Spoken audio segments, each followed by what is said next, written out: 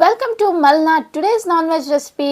ಇವತ್ತು ಸಿಂಪಲ್ ಆಗಿ ಸೂಪರ್ ಆಗಿ ಫಟಾಫಟ್ ಅಂತ ರೆಡಿ ಆಗೋ ಈ ಚಿಕನ್ ಸುಕ್ಕ ಮಾಡೋಣ.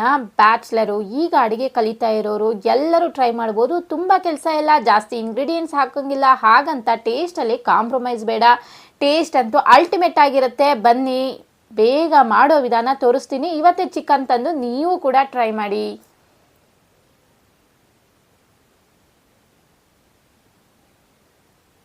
ನಾನು ಅರ್ಧ ಕೆಜಿ ಚಿಕನ್ ತೊಗೊಂಡಿದ್ದೀನಿ. ಅದಕ್ಕೆ ಒಂದು ಅರ್ಧ ಟೇಬಲ್ ಸ್ಪೂನ್ ಅರಿಶಿನ, ಹಾಗೆ 1 ಟೇಬಲ್ ಸ್ಪೂನ್ ಬ್ಯಾಡಗಿ ಮೆಣಸಿನ ಪುಡಿ, 1 ಟೇಬಲ್ ಸ್ಪೂನ್ ಪುಡಿ ಉಪ್ಪನ್ನು ಸೇರಿಸಿ ಚೆನ್ನಾಗಿ ಇದನ್ನು ಕಲಿಸ್ಕೊಂಡು ಒಂದು 15ರಿಂದ 20 ನಿಮಿಷ ಪಕ್ಕಕ್ಕೆ ತಿಟ್ಕೊತೀನಿ. ಅಷ್ಟರೊಳಗಡೆ ಸಿಂಪಲ್ಲಾಗಿ ಒಂದು ಮಸಾಲೆ ಬೇಕಾಗುತ್ತೆ, ಅದನ್ನು ರೆಡಿ ಮಾಡ್ಕೊಂಡು ಬರೋಣ.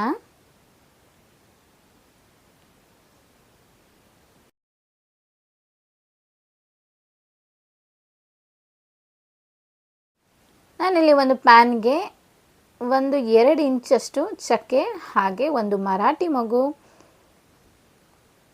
ಒಂದು 3ರಿಂದ 4 ಲವಂಗ ಮತ್ತು 3 ಏಲಕ್ಕಿ, ಹಾಗೆ 1 ಟೇಬಲ್ ಸ್ಪೂನ್ನಷ್ಟು ಕಾಳು ಮೆಣಸು, 2 ಟೇಬಲ್ ಸ್ಪೂನ್ ಧನಿಯಾ ಅಥವಾ ಕೊತ್ತಂಬರಿ ಕಾಳು, ಇದನ್ನೆಲ್ಲ ಹಾಕಿ ಇದು ಲೋ ಫ್ಲೇಮಲ್ಲಿ ಇದನ್ನು ರೋಸ್ಟ್ ಮಾಡ್ಕೋಬೇಕು. ಹೈ ಫ್ಲೇಮ್ ಮಾಡಬಾರ್ದು, ನೆನಪಿರಲಿ. ಲೋ ಫ್ಲೇಮಲ್ಲಿ ಇದನ್ನು ರೋಸ್ಟ್ ಮಾಡ್ಕೋಬೇಕಾಗತ್ತೆ. 2 ಬ್ಯಾಡಗಿ ಹಾಗೆ 2 ಗುಂಟೂರನ್ನ ಸೇರಿಸಿ ಎಲ್ಲನೂ ಫ್ರೈ ಮಾಡ್ಕೊಳ್ಳೋಣ.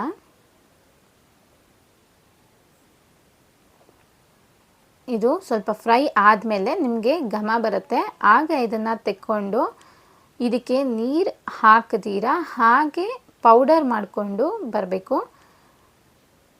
ಒಂದು ಬಾಣಲಿ ಇಟ್ಟು ಆ ಬಾಣಲಿಗೆ ಸ್ವಲ್ಪ ಎಣ್ಣೆನ ಹಾಕಿ, 1-2 ಸೌಟು ಎಣ್ಣೆ ಹಾಕಿ ಅದಕ್ಕೆ ನಾನು ಸ್ಲೈಸಾಗಿ ಹೆಚ್ಕೊಂಡಿರುವಂತಹ 1 ಮೀಡಿಯಮ್ ಸೈಜ್ ಈರುಳ್ಳಿನ ಇದಕ್ಕೆ ಹಾಕಿ ಫ್ರೈ ಮಾಡ್ಕೊತೀನಿ.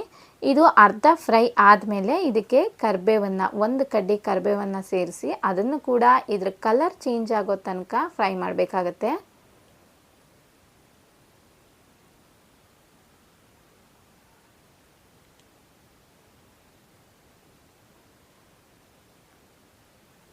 ಇಷ್ಟೇ ಸಿಂಪಲ್ಲಾಗಿ ನೀವು ಮಾಡೋ ಅಂಥದ್ದು. ಬೇರೆ ಯಾವ ಇಂಗ್ರೀಡಿಯೆಂಟ್ಸು ಇದಕ್ಕೆ ಹಾಕಬೇಕಾಗಿಲ್ಲ, ಬೇಗ ರೆಡಿ ಆಗುತ್ತೆ.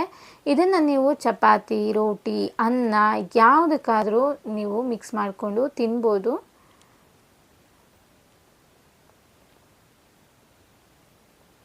ಈಗ ನಾನು ಚಿಕನ್ ಎತ್ತಿಟ್ಕೊಂಡಿದ್ದೆ ಅಲ್ವಾ, ಸೊ ಅದನ್ನು ಕೂಡ ಇವಾಗ ಇಲ್ಲಿ ಆ್ಯಡ್ ಮಾಡಿಕೊಂಡು ಈರುಳ್ಳಿ ಜೊತೆಗೆ ಮಿಕ್ಸ್ ಮಾಡ್ತಾ ಇದ್ದೀನಿ.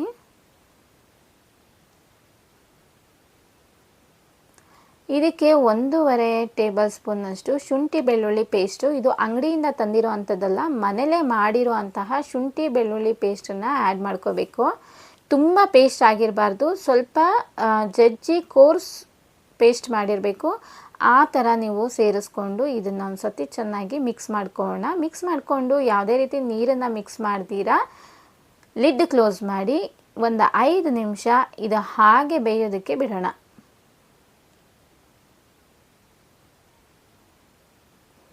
ನೋಡಿ, ಅದೇ ನೀರು ಬಿಡ್ತಾ ಇದೆ. ನಿಮಗೇನಾದರೂ ನೀರೇನಾದರೂ ಆರೋಗಿ ಡ್ರೈ ಆಗಿದೆ ಅಂತ ಅನಿಸಿದ್ರೆ ಸ್ವಲ್ಪ ನೀರನ್ನು ಸೇರಿಸ್ಕೊಳ್ಳಿ. ಈಗ ಇದಕ್ಕೆ ನಾವು ಪೌಡ್ರ್ ಮಾಡಿ ಇಟ್ಕೊಂಡಿದ್ವಲ್ಲ ಅದನ್ನು ಕೂಡ ಆ್ಯಡ್ ಮಾಡಿಕೊಂಡು ಮಿಕ್ಸ್ ಮಾಡೋಣ. ಮಿಕ್ಸ್ ಮಾಡಿ ಆದಮೇಲೆ ಮತ್ತೆ ಲಿಡ್ನ ಕ್ಲೋಸ್ ಮಾಡಿ ಹಾಗೆ ಒಂದು 5ರಿಂದ 10 ನಿಮಿಷಗಳ ಕಾಲ ಬೇಯೋದಕ್ಕೆ ಬಿಡೋಣ. ಲೋ ಫ್ಲೇಮಲ್ಲೇ ಇರಲಿ, ಹೈ ಫ್ಲೇಮ್ ಏನು ಮಾಡಬೇಡಿ.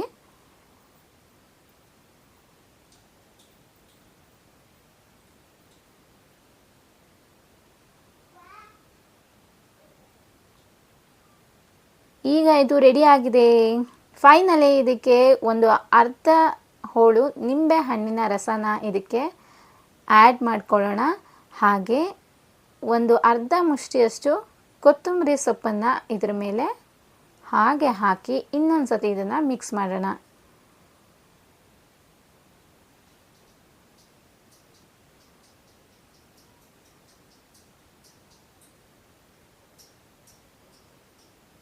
ನೋಡೋದಕ್ಕೆ ಎಷ್ಟು ಚೆನ್ನಾಗಿದೆಯೋ ಅಷ್ಟೇ ಟೇಸ್ಟಿಯಾಗಿದೆ. ತುಂಬ ಕೆಲಸ ಇಲ್ದಿರ ಅರ್ಧ ಗಂಟೆ ಒಳಗಡೆ ಇದು ರೆಡಿ ಆಗಿಬಿಡುತ್ತೆ.